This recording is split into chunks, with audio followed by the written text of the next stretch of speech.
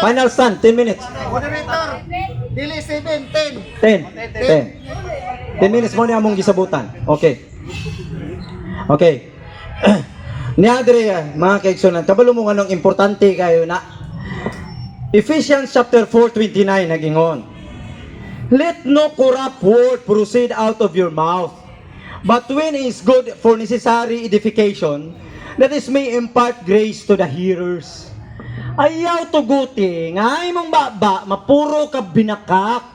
Ayaw sugot. Mauna nga ganahan kayo kung makig-arguan ng mga CFD. Kay kinanglan nila mag-level up sa ilang comprehension. Mauna nga magsikop pangutana, kanang build ba? Atuan ng tarungon. Kay si Jesus Christ, nag-ingon nga, I will build my church. That is figurative. Kahit mo ingon siya nag-literal, hala pangitaon tana sa dapit ang building. Ka-literal man.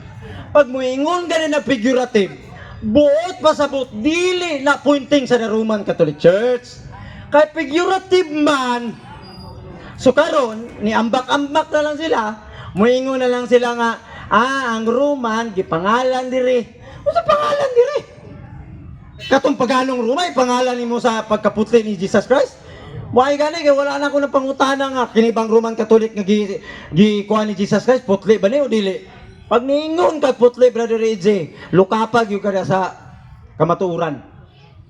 Kay, tarong mo ng pagano, himuuni mo ng pangalan sa reliyon ni Jesus Christ, that is no. No na.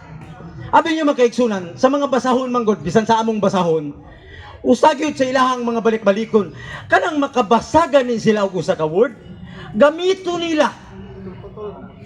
Putol-putulon.